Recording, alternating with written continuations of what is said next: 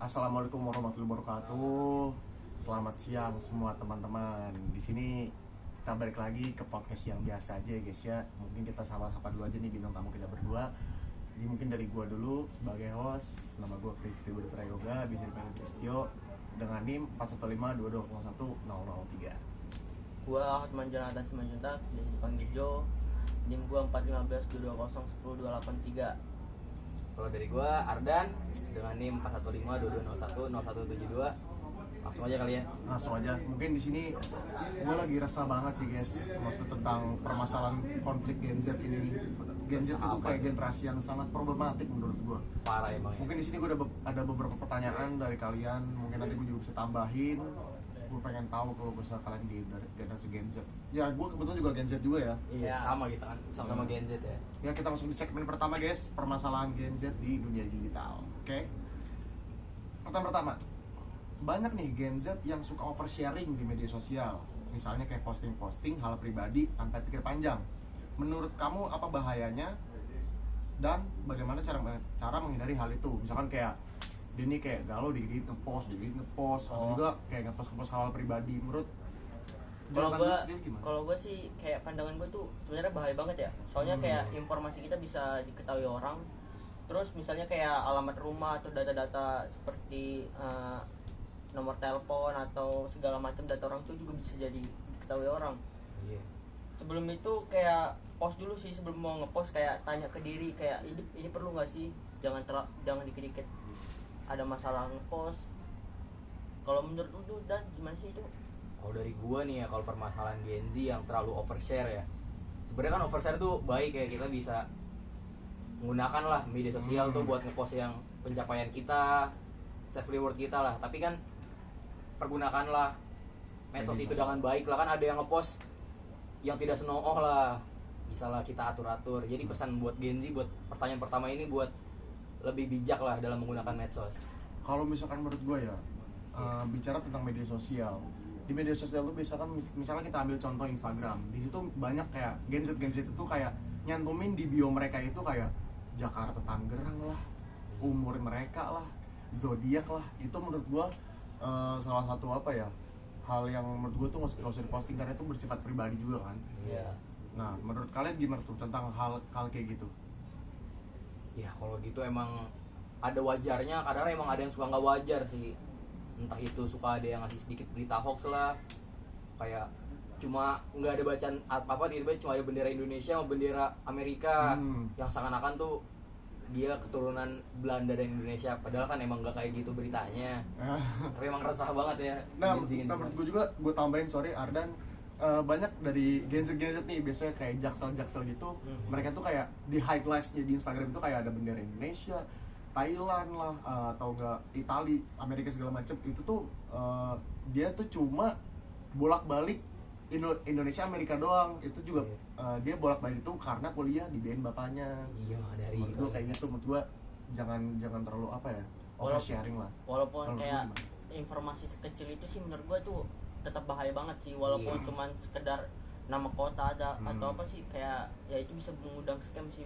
Iya. Mungkin boleh lah untuk sekali-kali ya, cuman jangan terlalu sering juga kalau oversharing kayak gitu. Karena itu bisa ngundang banget ya. Karena kan ya kan follower kan nggak ada yang tahu kan mana yang baik mana yang buruk. Hanya kan pergunakanlah media sosial dengan sebijak mungkin. Apalagi buat Gen Z yang followernya banyak tuh. Oh, iya. Ya kita lanjut di pertanyaan kedua. Nah di zaman sekarang ini banyak banget nih yang ngejar validasi dari like atau followers. Apa nih pendapat kalian berdua dan gimana sih caranya supaya kita nggak terjebak dalam hal itu? Wow. Gimana nih Jonathan nih? Kalau ngejar validasi itu sebenarnya capek anjing. Kayak jujur aja ya, soalnya standar orang beda-beda. Iya. Kita kan nggak pernah puas. Coba kayak fokus ke hal-hal yang bikin kayak diri kita happy gitu. Kayak like itu sebenarnya cuma angka, tapi kalau kebahagiaan itu datang dari diri sendiri. Wih. Gimana Bro Ardan? Kayak bener juga sih apa kata Jonathan. Sebenarnya capek buat ngejar selalu membeli surga tuh. Kita selalu capek. Jadi kayak just be like, jadi diri kita sendiri aja. Betul. Jadi Nah, kalau buat gue bisa tambahin, kalau misalkan menurut gue followers dan like itu kalian tuh cuma mengejar gengsi. followers dan like itu nggak bisa menentukan masa depan kalian itu mau kayak gimana, kecuali ya emang kalian itu dari keluarga yang emang entah itu artis atau segala macam ya, mungkin itu bisa jadi salah satu privilege ya untuk kalian. Cuman kalau misalkan untuk kalian yang kayak terlahir dari keluarga biasa itu dan kayak nyari banget validasi tentang like, followers, dan menurut gue itu kayak malah nyapain diri kalian doang guys. Mendingan kalian cari hal-hal yang positif, mendingan kalian mendingan ngejar sholat daripada like dan validasi, followers segala macam itu tuh bener-bener gak berguna. Nah, menurut kalian nih, tapi kalau misalkan like dan followers itu penting nggak buat Instagram? Tentu penting ya, tapi kalau misalkan emang pekerjaan kalian di situ kayak Ya. entrepreneur, Ya, benar-benar. artis, selebgram, kalau misalkan orang yang emang kayak kita mahasiswa, ya nggak perlu dikejar-kejar banget, ya apa adanya aja, itu sih. Soalnya banyak juga ya kalau Gen Z yang jadi selebgram gitu. Iya.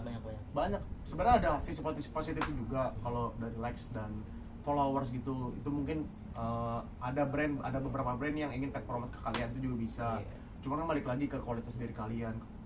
Tapi juga banyak sih kayak genji-genji yang kayak sampai dia beli followers. Nah, beli itu beli followers. menurut followers gua like itu gimana sih? sangat kurang masuk akal ya. Iya. Menurut gua lu nge-spend berapa duit untuk followers menurut gua kurang worth it sih. Banget, enggak banget. Ya kita lanjut aja. Iya. Pertanyaan ketiga masih banyak nih guys pertanyaannya, kalian jangan bosen ya ngomongin kita. Nah ada nih namanya fenomena cancel culture. Makin sering terjadi nih apalagi di media sosial. Menurut kamu apakah ini cara yang benar untuk menegur seseorang atau justru bisa jadi masalah? Kita disclaimer dulu, ya, gue ngasih tau cancel culture itu adalah fenomena dimana misalkan kalian membuat konten, salah satu konten di situ kalian udah ngerasa benar tapi orang lain tuh malah ngejudge kalian. Nah gimana tuh Jonathan? Bro Jonathan gimana? Sebenarnya cancel culture tuh kadang niatnya bagus ya, biar orang jadi lebih apa? Biar lebih belajar dari kesalahan. Cuman kadang-kadang sering malah dibuat jadi toksik karena nggak dikasih ruang buat orang berubah. Kalau menegur lebih baik, ngobrol lebih baik, atau edukasi, bukan langsung kayak ngejudge gitu ya. Kalau menurut lo dan gimana sih? Kalau menurut gue sih emang bener banget kayak gitu. Sebenarnya nggak apa-apa, tapi permasalahannya kan kalau Gen Z mungkin egonya terlalu gede ya. Jadi apa-apa dijudge yang nggak baik, padahal punya sisi positifnya juga. Gua bisa tambahin kalau buat dari kalian berdua. Mungkin kalau untuk membuat sebuah konten ya, case-nya. Mungkin kalau misalkan Gen Z ini terlalu mengikuti budaya barat-baratan. Iya. Mungkin mereka kayak mikir kalau misalkan kita ngebuat sesuatu yang beda itu dianggapnya aneh. Kenapa bisa kayak gitu? Tuh pasti Gen Z tuh banyak yang berpikir seperti itu. Padahal banyak sisi positifnya kalau misalkan kita tuh beda dari yang lain. Itu sebenarnya banyak positifnya. Cuman jangan yang berbeda itu yang negatif. Misalkan kayak entah kalian ngeprank, misalkan ada satu contoh kayak gini, ada waktu itu saya pernah ngelihat kayak konten, dia bikin konten ngebagi sembako, tapi sembakonya itu isinya sampah. Aduh, Itu parah banget sih. Itu- parah. itu emang rame banget Itu sih. emang beda, mungkin emang di konten-konten lain kan, mungkin Iya. itu kayak ngasih sembako ya itu dia, mungkin yang harganya mahal segala macam, ini malah ngeprank bagi sembako ke orang yang miskin, tapi isinya sampah. Nah itu salah satu yang negatif. Nah kalau misalkan yang positif ya contohnya itu udah banyak sekali, misalkan kalian bikin suatu website atau apa, terus teman kalian ngejat, ya lu nggak bakal jadi sukses gini-gini ya, kalian bikin aja buktinya dulu kayak gitu. Ada nggak tambahan dari Bro Ardan? Kalau dari saya ya, iya bener juga sih. Kita nggak apa-apa membuat suatu hal yang berinovasi lah jatuhnya ya. Iya. Tapi tidak memiliki pembodohan atau tidak memiliki bobot, harus memiliki bobot. Jadi lebih bermanfaat kepada masyarakat sekitar aja. Intinya kayak ngejudge itu boleh, cuman kayak masih bisa diobrolin baik-baik sih dengan cara yang baik, bukan dengan kayak toxic. Itu salah banget sebenarnya. Mungkin lebih bukan ngejudge ya, mungkin lebih ke kritik karena Ya. di saat kita main media sosial itu kita harus sudah siap yang namanya dikritik, karena kita ngepost sesuatu otomatis orangnya bisa ngeliat, Ya. terserah mereka dong mau Ya, ngasih saran iya, atau iya. kritik segala macem. Nah sama satu lagi, kalau misalkan untuk permasalahan cancel culture ini menurut gua banyak yang negatifnya tapi ada beberapa yang positif gitu aja. Kita lanjut ke pertanyaan keempat. Udah menit berapa guys? Si 9 menit. Masih 9 menit. Oke, kita Siaman. masih banyak guys pertanyaannya. Segmen 2 nggak Kita masuk segmen 2 guys. Di sini ada tantangan dan perilaku online Gen Z. Pertanyaannya, Sering gak sih nih kalian berdua ngelihat teman-teman seumuran kalian yang terlibat kasus cyberbullying? Kenapa hal ini masih sering terjadi dan apa bisa kita lakukan untuk menghentikannya? Gue pengen tahu nih dari kalian berdua, dari sisi pembuli sama korban yang dibully. Dari lu dulu, Bro Ardan. Kalau dari gue ya, emang bullying emang lagi marak banget, lagi gencar banget, terutama di beberapa kanal media sosial seperti X, mantan Twitter, bahkan di IG sekalipun bisa kita jumpain. Bahkan di Facebook sekalipun tetap suka banyak yang orang yang bullying kayak gitu. Kalau dari sisi pembulinya mungkin harus lebih bijak dalam berkata-kata gitu. Jangan sampai tangan kita lebih cepat dibanding pergerakan otak kita. Jadi harus lebih dipikir dulu nih sebelum kita ngetik sesuatu. Jangan cuma mulut doang ya, jangan cuma ngomong doang. Iya, karena gimana pun kita harus perhatikan hati dan gimana orang yang si korban yang baca nih. Dan kan kita juga nggak tahu perasaan orang kan beda-beda. Apalagi kalau yang namanya media sosial kan kita belum kenal dia siapa segala macem. Belum lagi kita belum tahu yang baca ini biasa jadi ibu-ibu, bapak-bapak yang tua renta. Karena kan banyak juga kayak entah itu dari usia berapa sampai usia berapa tuh yang nggak pakai foto profil aslinya dia. Kita kan jadi nggak tahu juga. Betul. Mungkin dari Bro Jonathan ada tambahan? Kalau mungkin gue dari cyberbullying gue sering banget ya dapetin kayak terutama di kolom-kolom komentar tuh banyak orang yang kayak kadang nggak sadar kalau kata-kata mereka tuh kadang sering nyakitin ya. Terus gimana sih cara, kalau menurut gue cara menghentikan kayak semacam cyberbullying itu? Kalau gue sih kalau misalnya ada yang bullying, lebih baik kita kayak jangan ikut-ikutan, atau kalau bisa kita ingetin mereka kalau bawahnya komentar-komentar yang mereka buat itu kayak sebenarnya bisa menyakitin, bahkan sampai ada nih karena kasus kayak cyberbullying ini ada yang sampai bunuh diri dong. Wah, itu banyak banget. Emang lagi ramai banget lagi. Itu gue kayaknya pernah dengar tuh ceritanya tuh kayak di Cina kalau nggak salah ya. Yeah. Cina tuh ada kayak orang, jadi kayak gamer ini dia tuh nge-posting salah satu apa sih kayak hasil history gamenya dia. Yeah. Cuman sama teman-teman, bahkan itu teman-teman dekatnya loh. Teman dekatnya tuh kayak ngebully kayak lu ngapain sih nge-post kayak gini? Kayak nggak ada hal lain aja, introvert lu dasar, cuma di rumah mulu. Itu menurut gua salah satu gimana ya? Gua anti banget ya. Meskipun kalian teman dekatnya, menurut gua lebih dijaga aja untuk kata-katanya itu. Soalnya kayak mental orang kan setiap orang berbeda-beda. Nah, iya kita juga menyinggung mental health para Gen Z nih. Iya. Kan mental Gen Z kan ya terombang-ambing kan, mereka tuh nggak tahu kayak sisi pengorbanannya gimana. Pokoknya banyak lah Gen Z yang mengeluh tentang mental health. Coba kita bahas masalah mental health aja. Coba mental health Gen Z. Gua kalau mental health ya kayak kadang ada orang yang beneran punya penyakit mental gitu sampai dibawa ke psikolog, tapi emang ada kadang-kadang yang berpura-pura atau mereka bahkan mengaku-ngaku mental health lah, yang padahal sebenarnya mentalnya aman-aman aja. Ya gimana kalau kita ngebahas, kita emang Gen Z sekarang udah kacau banget sih. Problematik Gen Z sebenarnya. Ya walaupun kita Gen Z juga, cuma kan ada beberapa yang kurang gitu. Iya. Ya, Bro Jonathan ada tambahan nggak? Kalau dari gua mental health nih, ya apalagi ya Gen Z ini sangat lemah anjing, kalau kata gua lemah. Soal mental health ya, soalnya lemah banget. Iya. Mungkin di zaman yang di era digital ini ya, yang dimana mental health itu jadi salah satu tolak ukur Gen Z dalam melakukan sesuatu. Gimana caranya tuh kita survive aja dalam hal itu. Misalkan kayak ya kan lebih banyak menemukan hal baru, kayak contohnya apa yang nggak dapat di dalam kampus kalian cari di luar, kan banyak tuh ilmu kayak gitu. Lebih banyakin waktu luang aja dari sisi hal positif, dan jangan lupa sholat. Iya. Terus lagi nih masalah mental health lagi nih. Nih kan kita sekarang lagi pada UAS nih. Ada juga yang lagi UAS bikin SW. Aduh pusing banget deh. Nah, rasanya ingin bunuh diri. Aduh, jangan deh, jangan kayak gitu banget deh. Kayak strong aja, kuat aja, padahal enggak sekuat itu, enggak selemah itu kok kalian tuh.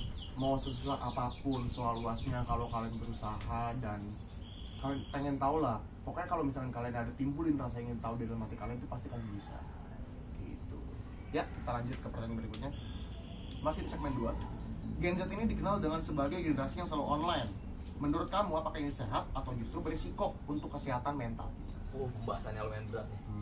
Kalau kayak online ya, menurut gua selalu online itu bisa bikin stres loh.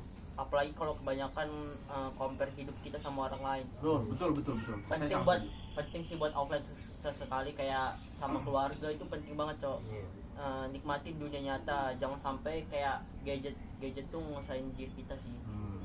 Kalau menurut Bro Ardan, Wah, kalau dari saya cukup banyak banget ya masalah. menyinggung generasi Gen Z yang selalu Emang online. parah banget ya, emang Gen Z ini tidak lepas dari handphone katanya. Betul, saya sangat setuju. Dari sini sebenarnya banyak banget titik permasalahan dari emang yang gara-gara Gen Z minatnya terlalu besar kepada handphone, tentu minat baca jadi kurang, Betul. baca buku jadi semakin menipis. Nah itu, saya juga udah jarang sekali yang ngeliat Iya. Gen Z itu baca buku. Mungkin kalau misalnya kita pas masih lihat SD, Iya. SD itu masih ada kayak Suka lah ya, perpustakaan, mungkin perpustakaan bisa tuh kayak sering ada. minjem buku ini nih, minjem buku sama pengurus perpustakaan yang minjem buku, dibawa pulang lah, besok dibalikin. Itu kita masih bisa Rasain menikmati lah, masih sekalian bisa lah, iya. ngerasain. Kalau sekarang parah banget ya. Udah, kayaknya gue udah gak pernah ngeliat deh anak-anak yang baca buku tuh. Sekarang udah ya mainnya game FF gitu-gitu Apa lah. banget sih game-game kayak gitu. Game-game Kita kan kayak gitu. kelas kita kan ChatGPT, brainstorming apa segala macam kita bedah di situ. Ya kayak gitu. Nah, Ditambah nugas juga ya, kita nugas kebanyakan pakai ChatGPT ya. Sekarang Gen Z banyak. Gimana menurut Jonathan nih? Sebenarnya ada sisi baiknya, ada sisi buruknya ya setiap Iya. ChatGPT itu. Cuma kalau dari gue sih jangan terlalu sering lah. Jadi kayak kita merasa diri kita tuh jadi bertergantungan terhadap ChatGPT. Lebih baik kita cari informasi dari Google kayak gitu masih lebih baik. Kita jadi ada usaha sendiri. Jangan terlalu mengandalkan lah. Nah untuk kalau misalkan menurut gua generasi Gen Z yang di kelas solo online itu beresiko nggak buat kesehatan mental. Menurut gua itu ada beberapa orang yang mungkin beresiko. Mungkin dengan keseringan kalian memegang HP sampai lupa waktu, mengurung diri di kamar terus segala macam. Nah, menurut gua itu sangat-sangat negatif. Kenapa nggak kalian gunain aja waktu-waktu yang kayak buat nge-scroll TikTok atau nge-scroll IG atau Instagram itu buat mengetahui hal baru. Balik lagi ke poin yang tadi, misalkan kalian cari-cari lowongan magang freelance di LinkedIn, kalian bikin aja di GitHub, kan banyak banget tuh lowongan kerja sesuai dengan bidang kalian masing-masing kayak gitu. Ini lebih bijak dalam Lebih memakai bijak aja gadget dalam ya. sebenarnya di era digital ini banyak positifnya kan. Kalau misalkan Iya. sekarang apa-apa lowongan kerja sekarang udah online, nggak ada tuh. Kalau dulu kan masih jadi tempel di tiang listrik segala macam, sekarang udah online, sekarang udah di LinkedIn semuanya kayak gitu. Bukan sekarang aja emang banyak sisi baik dan positif. Banyak Tapi negatifnya juga banyak Negatif banget. juga banyak banget, tergantung kalian mengelola media sosial itu kayak Bahkan gimana. yang lagi rame juga nih judol ya. Judol. Itu Judol dan pinjol. Aduh, itu emang lagi parah. Oke, nanti kita singgung judul pinjol di lainnya. Nah, kita lanjut ke pertanyaan berikutnya. Gen Z nih, ada Gen Z yang suka mengambil informasi dari internet tanpa mengecek sumbernya, seperti tugas sekolah atau berita. Menurut kalian, apa dampaknya nih jika kita asal percaya informasi? Ini kita menyinggung yang tadi ya, yang AI, yang soal masalah AI tadi. Iya. Coba menurut Bro Jonathan gimana? Yang pasti dampaknya gede ya. Biasanya kita bisa salah informasi kalau asal-asal ngambil dari yang kayak sumber yang nggak kita ketahui, terus bisa nyebarin hoax. Nanti kalau yang malu kita sendiri. Makanya biasanya cek sumber, cari referensi lebih dari satu, dan pastiin kalau kredibilitasnya itu bagus. Iya, betul banget. Bro Arden gimana? Soalnya emang bener banget sih. Kalau secara kan kalau di ChatGPT, kalau kita ngasih apapun sumbernya nggak ada sama sekali. Iya, ya. nggak ada ya. Yang padahal bisa loh kita alokasikan cari di buku yang sumbernya ada jelas-jelas. Betul, di buku. Bisa juga boleh nggak harus online ya, bisa tanya ke guru-guru kita, boleh tanya teman sebaya, Dosen-dosen. ya, seperti itu aja sih. Nah mungkin gua kalau kalian kan dari jawaban kalian kontra, mungkin gua ada pro-nya nih. Iya. Mungkin kalau misalkan dari pro-nya itu, meskipun kita mendapatkan informasi dari ChatGPT atau AI lainnya seperti Perplexity, mungkin kita bisa mencantumkan komen seperti sertakan sumbernya. Tapi kan balik lagi itu yang dimana kan Gen Z kan apa-apa punya instan kan, nggak mau nyari dulu segala macam. Menurut gua ya kita usahain aja dulu, nyari di Google Scholar. Nah, Google Scholar tuh itu. itu kan banyak banget kan referensi Jurnal-jurnal. jurnal-jurnal gitu tuh, bagus-bagus banget jurnal-jurnalnya.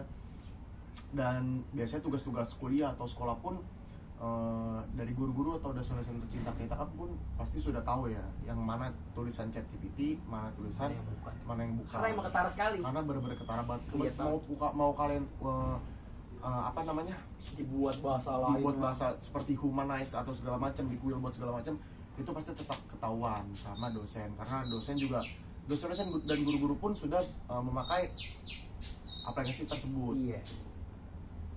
Apakah ada tambahan dari kalian berdua mengenai pertanyaan ini?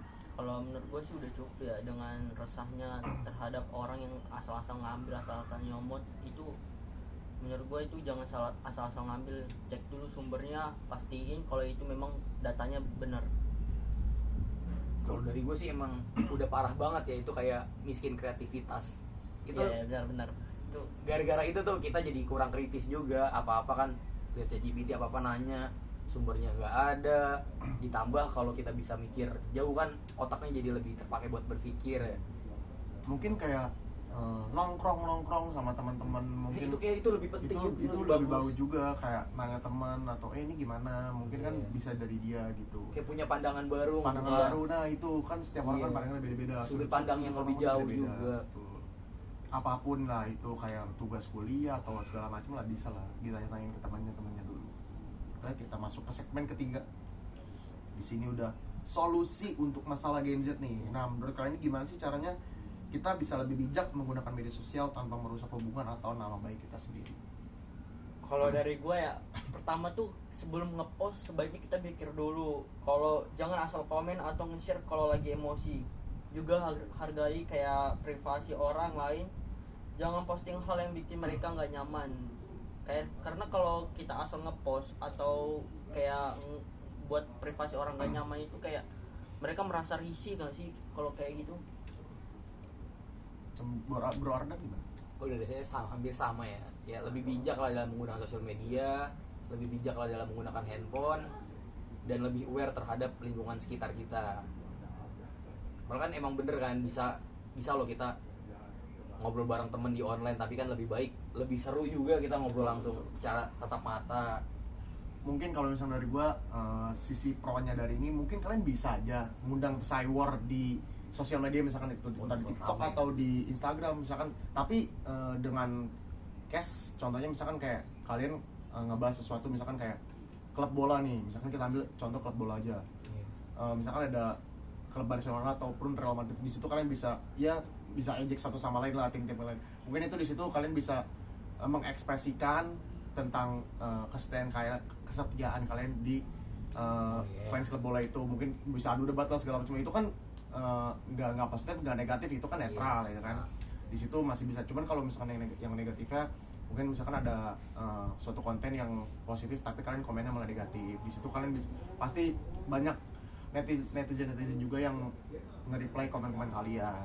Makanya pokoknya kalau misalkan mau ngundang pesaing gitu, ada tempatnya lah dan ada waktunya juga tentang ngebahasnya apa segala macam, itu juga pasti harus kalian lihat dulu, kalian teliti dulu nih, ini tuh ngebahas apa segala macam. Jangan asal ceplos di depan kamera, kalian ngomong segala macam, itu bisa berdampak buruk bagi kalian juga, dan nama kalian juga bisa jadi jelek. Buang waktu juga ya. Buang waktu juga kan banyak sekarang tuh. Kalau misalkan kita berperilaku buruk ya di media sosial tuh gampang banget viralnya, sumpah. Iya, gampang banget bener-bener gampang banget viralnya.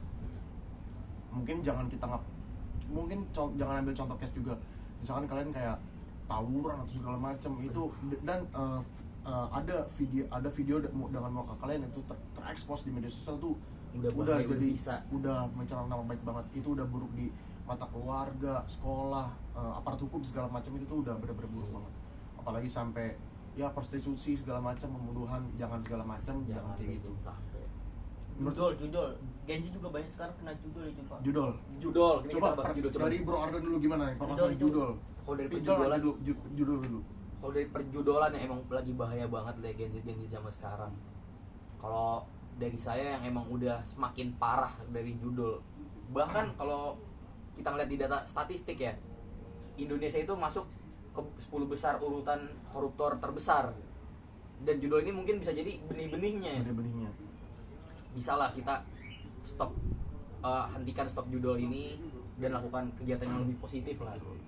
Mungkin Bermain futsal bersama teman, boleh bermain golf bersama teman, dan itu lebih asik ya dibanding main judul-judul itu. Kalau menurut Bro Jonathan? Kalau gua ya judul tuh karena mungkin contohnya kayak banyak orang kecanduan, dia tuh kayak tergiur mulu dengan uang instan. Nah betul, kembali lagi ke instan kan, Gen Z kan sukanya yang instan. Iya. Instan emang. Dan juga kebanyakan juga ikut temen, ngeliat temen nih. Awalnya lihat dulu, lama-lama iya, lama-lama jadi ikutan ah. temen kok banyak nih duitnya nih, dapat duit banyak banget dari judul kan. Nah mereka nggak tahu aja Itu teknik marketing ya. marketing namanya di situ. Ada nggak tambahnya lagi?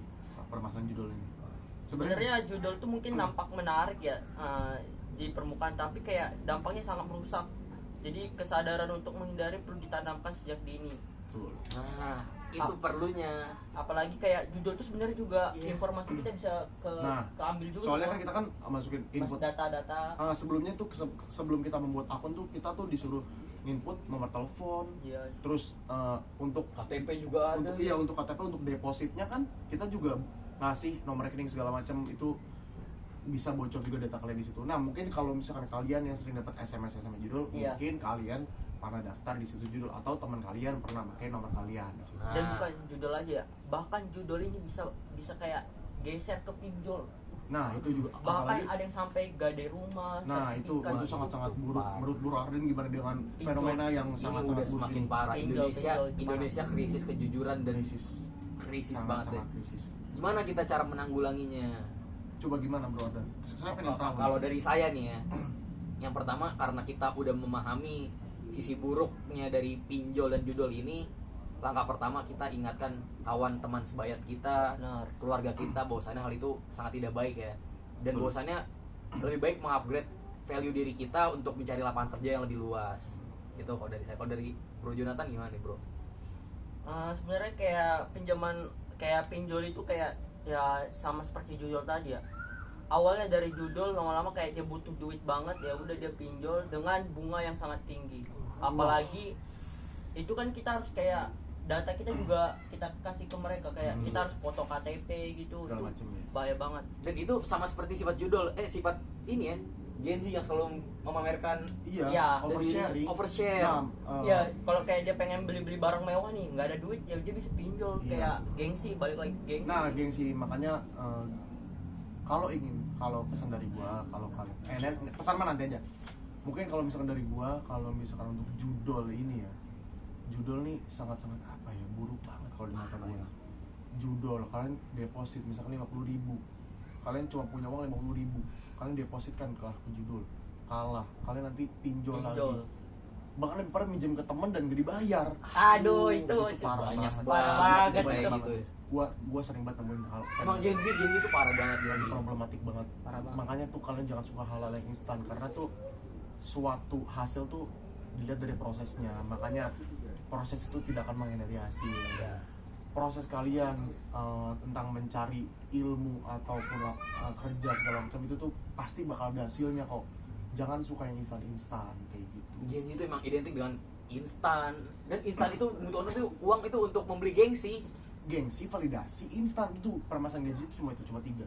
Gengsi, validasi, dan instan. Itu Iya. menurut gua itu 3 Akarnya ya? akar itu yang merembet kemana-mana tuh. Kalau misalkan kalian udah terjerumus nah ini kalau misalkan buat yang udah terjerumus ya, Ya. mungkin misalkan kalian udah ada utang 1 juta atau 2 juta, mungkin kalian bisa stop dulu, kalian cari dulu uang halal segala macam, kalian mencoba hal baru. Nggak apa-apa kalau misalkan emang kalian mencoba hal baru dengan main game, tapi jangan game yang berjudi kayak gitu. Mungkin kalian bisa kacau dengan game itu, mungkin ya kan emang orang berubah kan nggak bisa instan kan, Iya, betul step by banget. step kayak gitu. Waduh, saya jadi lupa nih pertanyaan berapa nih. Oke. Banyak Gen Z nih, ini pertanyaan berikutnya ya. Ya. Banyak Gen Z yang sulit memisahkan antara waktu online dan offline. Ada nggak tips dari kalian berdua untuk mengelola waktu agar lebih sehat dan produktif? Dari Bro Arda mungkin ada. Kalau dari saya ini berarti lebih ke manajemen waktu ya. Nah, manajemen waktu bagus banget ini. Gimana nih cara kita? Daging banget ini, daging banget. Gimana cara kita manajemen waktu kita? Yang Oke. pertama kita tuh melist table kita nih. Kita melist dulu sekiranya hari ini kita bakal melakukan pekerjaan apa aja. Betul. To-do list. To-do list. Nah, setelah kita mengetahui apa yang akan kita kerjakan, barulah kita bisa melakukan kerjaan tersebut. Contoh, pagi hari setelah mandi kita akan berangkat kuliah. Pulang kuliah tentu kita akan selalu menggunakan waktu kita untuk hal yang bermanfaat ya. Ya. Seperti mengingat pelajaran kita, entah itu selesai boleh makan, boleh apa segala macam. Kalau saya biasanya itu bolehlah kita sholat 5 waktu dulu. Setelah sholat 5 waktu selesai, baru istirahat selesai. Pokoknya pinter-pinter lah memanage waktu. Iya. Kalau misalkan dari saya, ini sangat penting banget, ini sangat krusial banget bagi hidup kita. Hidup itu harus ada target. Nah, Kalau misalkan kalian nggak bisa target di masa depan atau 2 tahun ke depan, target besok atau minggu depan. misalkan di target besok kalian udah kalian harus udah bisa apa nih, misalkan besok saya udah bisa nih pemrograman Python segala macam kan. Hari ini gue mau belajar Python lah, gue pelajari dulu lewat YouTube lah, entah dari manapun itu bisa. Bootcamp banyak banget. Baru kalau misalkan dari situ sudah, misalkan besoknya ini baru ke tahap selanjutnya, minggu depan kalian udah harus bisa apa, ubahlah pola pikir dan mindset kalian tuh tentang kayak apa instan segala macam. Jangan males, antar mau kapan lagi, mau sampai kapan kayak gini terus, mau sampai kapan lagi Anda tiduran di rumah nge-scroll TikTok. Hei Anda, iya Anda, saya bicara kepada Anda. Iya. Nah, udahlah, makanya coba hal-hal produktif lah. Iya. Makanya mencari hal-hal yang baru tuh yang positif, kayak belajar. Nggak apa-apa kalian ke rumah teman bareng-bareng, ya, walaupun di sini nongkrong, tetapi adalah pembahasan tentang pelajaran, Tugas kemarin gimana di review lagi, tugas kemarin gimana dipelajarin lagi biar lebih ngerti. Itu kan berdampak positif juga bagi masa depan kalian. Menurut Bro Jonathan mungkin ada tambahan? Ya coba kalau buat ngatur waktu, cobalah screen time di gadget kamu, kayak ya tentuin waktu khusus buat online dan offline. Wah, penting banget ini. Dan jangan lupa sisihkan waktu kayak buat olahraga atau ngobrol sama keluarga. Kadang-kadang perlu juga detox gadget sehari. Ya intinya kesimpulannya kayak kita tuh harus bisa membagi waktu, gimana kita harus online, gimana kita harus offline. Terkadang waktu keluarga tuh lebih penting sebenarnya. Betul. Emang handphone dampaknya besar banget sih. Kadang-kadang kan mau kita udah selesai kerjaan nih, buka handphone lah. Iya. Selesai sholat buka handphone lah. Lagi ngobrol sama keluarga yang tadinya ya kan ngobrol segala macem, malah handphone. Lagi makan handphone.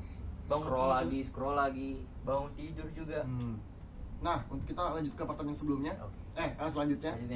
Nah, ada nih pertanyaan, gimana sih caranya kita sebagai generasi Z bisa saling mendukung agar nggak terjebak dalam kebiasaan buruk di dunia digital seperti menyebarkan hoax atau hate speech? Menurut Bro Ardi gimana? Wah, kalau gitu emang gimana ya? Coba boleh ulang lagi tanya. Oke, pertanyaannya kita ulang, gimana caranya kita sebagai Gen Z bisa saling mendukung agar nggak terjebak di dalam kebiasaan buruk di dunia digital? Contohnya nih kayak hoax, hate speech. Hate speech itu kayak misalkan ada orang membuat konten, kita ngajak-ngajak temen nih kayak, ini nggak jelas nih videonya nih, kontennya nggak jelas nih, nggak jelas banget ya, buruk nih videonya, kontennya. Nah itu salah satu contoh hate speech. Kayak mengutarakan kebencian lah. Itu Menurut Gen Z kayak gitu semua. Menurut Bro Ardan gimana nih? Kalau menurut saya nih, yang pertama yang pastinya nih, baik lagi ke kita harus aware dulu ya terhadap sesama. Jangan sampai baik lagi ke tangan kita lebih cepat dibanding apa yang kita pikirkan. Menurut saya jangan selalu menebar kebencian lah. Kita lihat dulu nih, bisa jadi kan konten itu bagus. Dibanding kita menebar kebencian langsung, lebih baik kita nanya ke teman kita, konten ini bagus juga nih, menurut kamu gimana? Dan itu lebih seru juga. Mungkin kalau misalkan menurut kita buruk, mungkin enggak di orang lain kan gitu. Kita harus saling bisa menghargai aja. Dan itu bisa jadi sebuah pembahasan loh. Jadi kita jadi musyawarah kecil gitu. Iya.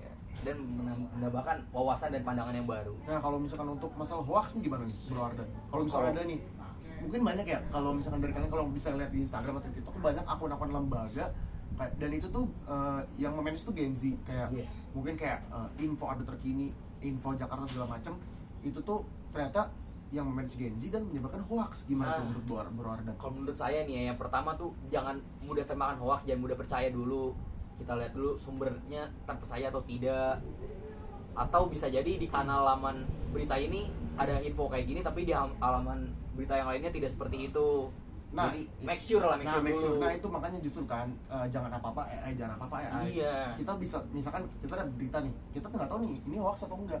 Kita bisa tanya dulu ke teman nggak tahu, tanya baru ke minta cari tahu di media sosial atau di Google segala macam, banyak lah. Itu kan pasti ada pro dan kontranya, dan ada kayak ya pokoknya banyak lah. Karena kanal berita juga nggak cuma satu ya. Betul. Nah, menurut Bro Jonathan gimana nih tentang hate speech dan hoax? Yang pasti yang pertama kayak kita ingatkan teman kita kalau mereka tuh kalau ingin mengingatkan mereka kalau yang mereka lakukan itu salah, itu kita harus ingatkan dengan cara yang baik. Kalau ada yang menyebar hoax, kasih info yang benar. Dan kalau lihat hate speech, jangan ikut-ikutan, malah support yang kena hate biar mereka tuh nggak ngerasa sendirian. Jadi misalnya kalau ada yang di hate speech tuh satu orang tuh, kita harus ngebantu mereka. Jadi kayak permainan role aja lah ya. Iya. Mungkin role yang jahat itu dipakai untuk si yang mengutarakan visi ini, kita jadi yang angelnya aja. Iya. Kita dukung. Kita semangatin lah. Kalau untuk hoax gimana Bro Jonathan? Orang-orang yang sering menyebarkan hoax, Iya nih. apa tanggapannya Bro Jonathan? Ya hoax itu sebenarnya kembali lagi ya, hoax itu ada karena sosmed itu yang mereka asal-asal umbar, asal-asal posting, yang betul. sebenarnya itu faktanya itu nggak benar. Kayak sekarang itu sudah banyak ya, hoax itu kebantu dengan digital kayak video itu bisa diganti-ganti. Nah, apalagi marak banget yang kayak AI itu yang bisa lagi diubah marak banget, lagi lagi marak banget. Iya. banyak banget. Mungkin kita singgung sedikit masalah kayak ada AI itu dia tuh bisa merubah wajah kita Iya. sendiri, jadi kita tuh bisa diubah wajahnya, kita tuh bisa melakukan hal-hal seperti segala macam gitu-gitu. Emang lagi bahaya banget Itu bahaya banget. Nah, makanya balik lagi ke poin yang pertama tadi, jangan oversharing, post lah sewajarnya aja. Karena muka kita juga bisa digunakan ke AI yang Iya, orang-orang iya, yang benar. Nah, itu justru itu Tangan-tangan bahaya banget tidak. loh menurut saya. Ada nggak bro kalian nih tambahan mengenai itu? emang itu lagi bahaya banget untuk permasalahan oversharing lagi yang bener-bener gak ada habisnya topik kayak gitu ya. Ya jadi keep silent aja lah, bahagia silent. kita untuk orang-orang sekitar kita aja. Ya mungkin kalau misalkan emang mungkin kan ya media sosial, balik lagi media sosial kan itu tempat kita mengposting atau Mengekspresikan sesuatu. mengekspresikan sesuatu hal-hal bahagia kita. Iya. Ya mungkin nggak apa-apa, mungkin kalau kalau misalkan lagi kalian ulang tahun ya mungkin nggak apa-apa kalau setahun sekali. Nah, kalau misalkan kalau setiap hari kalian posting Terlalu segala over. macam, itu terlalu over sharing. Jadi itu nggak baik juga. Jadi sharing itu baik, oversharing itu jangan ya. Nah, betul.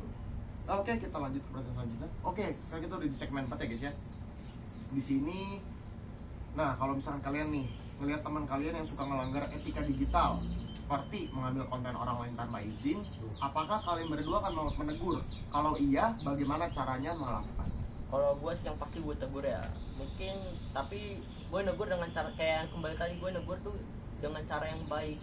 Jadi misalnya nih, ini konten kayak punya orang deh, sebaiknya lebih kreatif atau minta izin dulu ke yang ke punya, atau kasih kredit biar fair, simpel aja tapi lebih sopan sih kalau gue ya.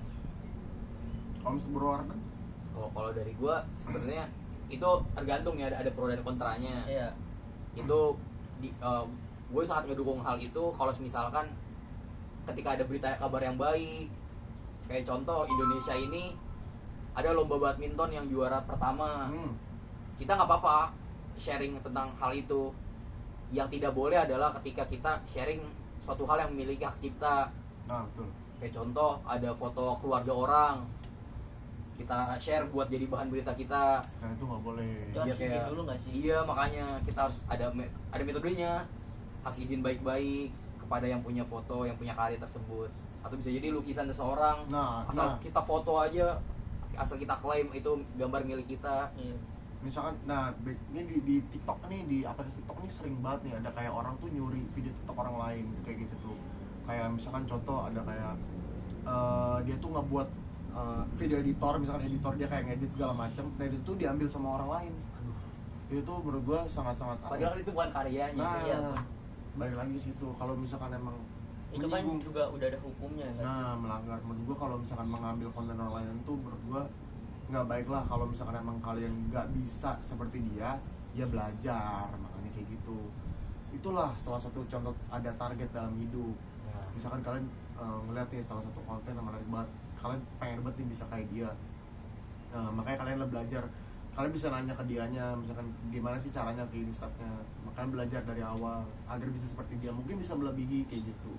Jangan nyuri karya orang lain lah, itu gue bener-bener gak respect banget sama orang kayak gitu. kayak miskin kreativitas juga ya. Miskin kreativitas, miskin otak kayak gitu, sumpah.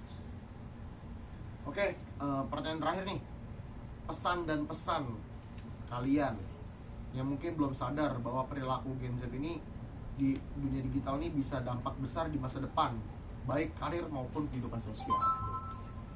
Ya kalau dari gue sih yang pasti kita tuh harus jaga jejak digital kita ya, karena internet tuh nggak lupa apa yang kita lakukan post atau sekarang bisa dilihat orang bertahun-tahun. Jadi pikirkan dampaknya ke karir atau hubungan kamu ke depannya. Gunakan internet buat hal yang positif, bukan hal yang buat kamu nyesal. Ya banyak sekarang orang kayak misalnya nih, contohnya kita Raffi Ahmad ya, Raffi Ahmad tuh sekarang kan karirnya bagus banget ya. Nah, betul. Tapi Sudah dia jadi sawan. iya, tapi dia punya jejak digital yang buruk di masa lalunya. Dan akan Itu- selalu diingat ya. Iya, selalu diingat. Pasti ada aja orang nanti yang ngumbar-ngumbar itu buat menurunin karirnya. Itu banyak sih orang yang kayak gitu yang karirnya lagi bagus, cuman dia punya masa lalu yang jelek, itu akan pasti diumbar-umbar kembali. Kalau menurut Bro Arden gimana? Oh, dari saya ya, lebih bijak kayak dalam menggunakan media sosial, handphone terutama. Terus lebih ke memiliki tujuan hidup agar tidak selalu gengsi, tidak apa-apa selalu handphone. Makanya kalau misalkan hidup udah ada tujuan tuh, jadi kalian tuh bisa tertata dulu hidup. Memiliki target. Hidup itu lebih teratur. Jadi kalau misalkan gak ada tujuan itu kayak ya udah ngikutin aja kayak Iya. besok nggak tahu mau gimana, besok nggak tahu mau kemana. Apa-apa leha-leha. Hmm, Kalau kita punya target apa-apa, aku kuliah nih, tugas apa nih, bisa kita kejar segala macem. Karena Gen Z ini jangan-jangan PR permasalahan mereka tidak memiliki target dalam hidupnya. betul, Banyak betul. banyak banyak pasti banyak. Banyak banget. Pokoknya dari saya itu pesannya, harus punya target hidup tuh. Kalau misalkan dari gua banyak banget Gen Z sekarang tuh semua Gen Z tuh pengen jadi semua Gen Z tuh pengen terkenal, butuh banget validasi. Menurut gua nggak semua orang tuh bisa terkenal, nggak semua orang bisa terkenal, balik lagi. Dan nggak terkenal itu juga belum tentu baik ya. Nah, Iya. terkenal itu belum tentu baik. Ada beberapa orang yang mungkin terkenal dengan cara instan, itu kemungkinan untuk redupnya itu cepet banget. Mungkin kayak misalkan kita ambil contoh kayak apa ya, misalkan ya Ferdian Paleka tuh. Warna Paleka, Prank gitu. sampah dia. Prank sampah. Nah itu yang tadi dia emang cepet naik followers, subscriber segala macam. Dan itu caranya enggak banget ya. Itu caranya nggak banget, bahkan lebih merugikan. Dia di penjara. Aduh. Kayak gitu. Menurut gua stop haus validasi lah, hidup lah kayak mesti ya udah jalan aja hidup. Lu punya tujuan, target segala macam, lu lebih mikir ke masa depan aja sih. Yang ya gimana ya, kan yang Gen Z kan makin lama makin tua juga, bahkan udah ada gen baru sekarang, Gen Alpha ya kan. Iya.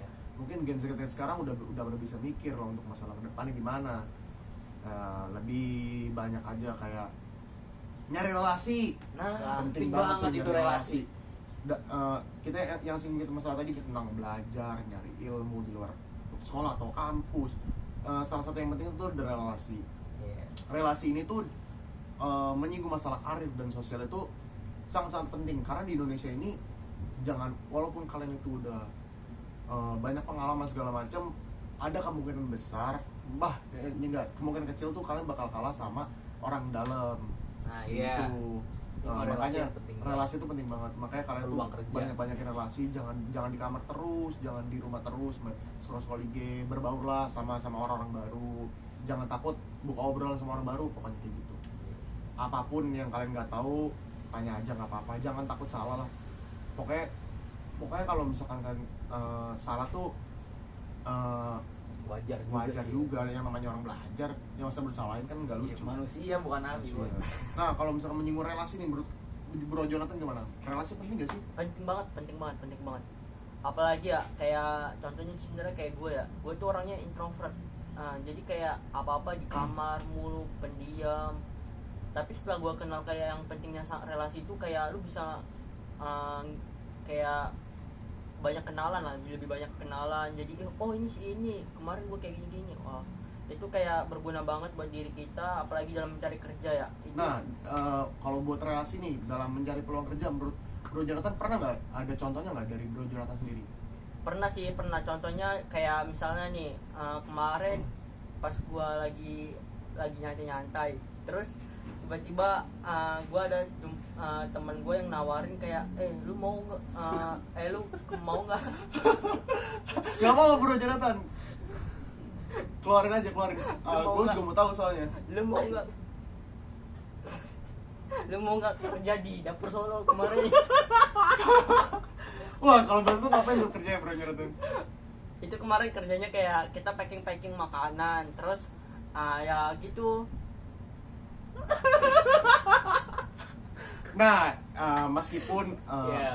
jurusan kalian atau komputer atau hukum segala macam, intinya kan ada keuntungannya juga Iya. buat diri kalian, dan mungkin itu bisa dimasukin ke CV juga. Iya. Bisa, buat portofolio bisa juga kan. Bisa Entah banget. apapun itu kerjanya, kalau misalnya itu menguntungkan dan menghasilkan uang, kenapa enggak gitu daripada Ya, kalian iya, cuma diem doang di Iya, rumah. betul banget sih. Nah kalau menurut Bro Arden gimana? Ada nggak salah satu bentuk contoh relasi ini? Dan menurut menurut Bro Arden penting nggak sih relasi, dan apa contohnya? Bro Arden pernah nggak Pernah nggak kayak lu Oh iya. menemukan keuntungan nih dari relasi? relasi Oh. yang dari di luar lu gitu? Oh iya, kalau dari gue tentu pernah banget ya. Apalagi di dunia kampus kita yang kita sebisa mungkin kan jangan pernah menutup diri lah. Pergunakan fasilitas atau privilege kita sebagai mahasiswa secara penuh dan utuh gitu. Kayak contoh kan kita bisa loh nggak cuma nongkrong bareng sama angkatan kita atau jurusan kita, bisa ke jurusan lain yang membuka pandangan baru. Betul. Dapat ilmu baru juga, Ah. ilmu dari jurusan-jurusan yang nggak kita tahu sebelumnya. Jadi manfaatnya tuh lebih ke belum tentu juga kan rezeki kita bisa ada peluang kerja yang iya lebih benar. besar. Kita juga bisa tahu sistem kerjanya mereka itu seperti Iya. apa. Jadi kan kita jadi orang jangan pernah berpuas diri lah. Betul. Jadi kita selalu tahu nih kekurangan kita di mana sih. Itu aja sih. Kalau menurut Bro Arden ada nggak sih bang contohnya bro? Contoh dari relasi yang menurut Bro menguntungkan? Oh tentu ada. Kayak contoh waktu itu sempet ada di jurusan lain lah. Saya lagi santai juga. Boleh ditawari kerja di Dapur Solo Jawa gitu. Dapur Solo juga. Oh bareng sama Bro Jonathan ya? Bareng kita. Bareng. Oh, oke. Nah, Itu kalau- tadi lah intinya pentingnya relasi sih. Nah kalau misalkan menurut gua, kalau buat masalah relasi ini ada yang namanya organisasi di kampus. Nah, Organisasi di kampus itu sangat amat memperluas relasi, Iya. benar-benar menebarkan sayap banget. Iya. Entah apapun kalian jabatannya di organisasi, kalian tuh pasti bakal ketemu orang-orang baru. Iya. Nah di situ kalian bisa ngelihat nih sistem kerjanya mereka, kerja lapangan mereka itu seperti apa. Di situ kalian bisa bertukar pikiran dengan misalkan kayak jurusan lain.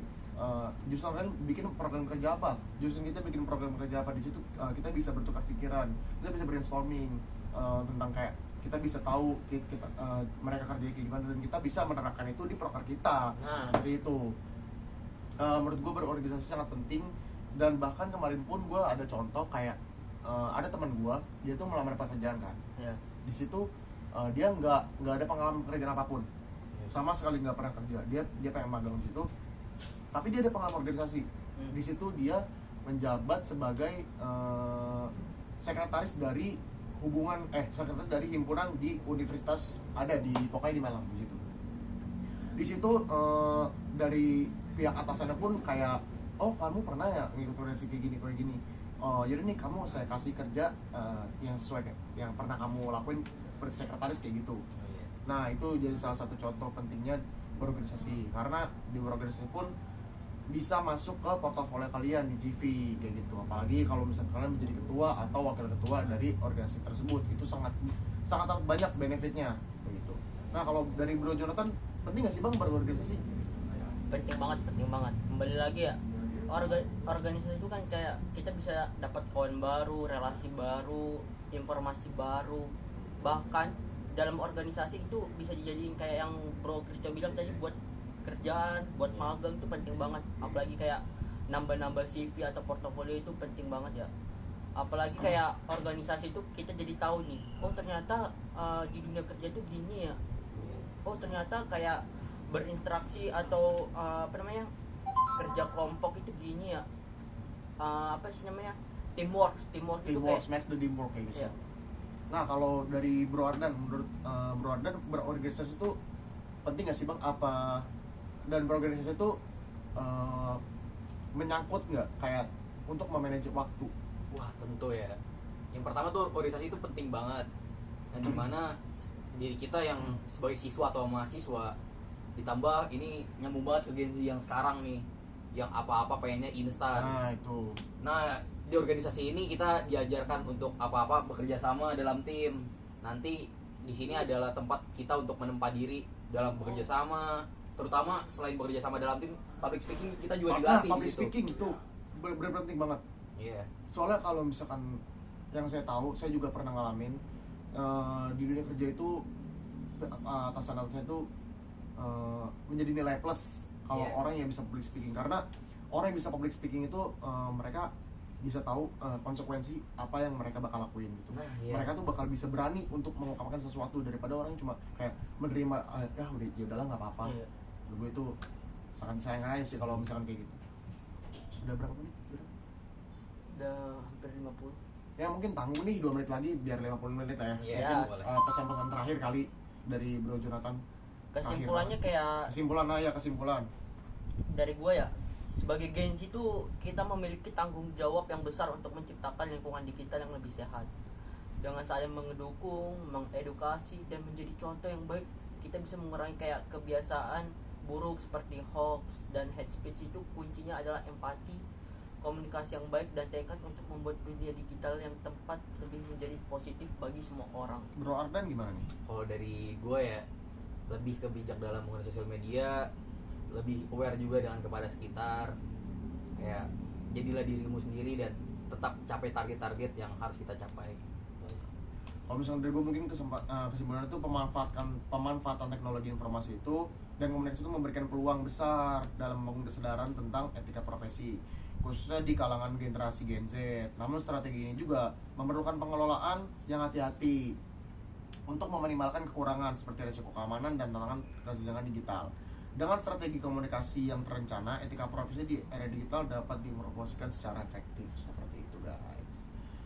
Ya mungkin kita akhiri aja lah ya. Mungkin udah kelamaan videonya, nanti takutnya nggak cukup HP-nya, Iya. storage-nya.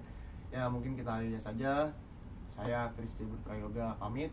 Saya Jonathan Simanjuntak pamit. Saya Ardan pamit juga. Wabillahi taufiq wal hidayah. Wassalamualaikum warahmatullahi wabarakatuh. Terima kasih. Terima kasih.